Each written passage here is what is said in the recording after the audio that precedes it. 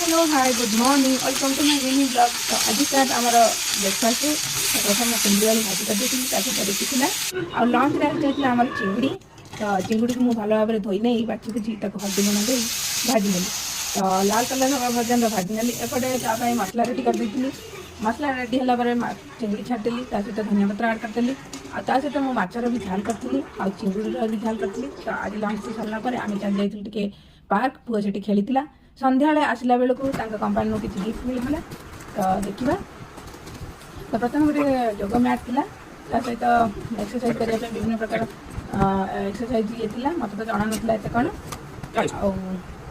भल था केवल जोग करने निजे फिट करने आपको तार जोग आम एपटे देखा भर गोदार नहीं सेपटे जोग स्टार्ट कर देता। देखा नेक्स्ट ब्लॉग रे मो वीडियो जब भल लगे निहाती लाइक कमेंट शेयर करेंगे। हर हर महादेव।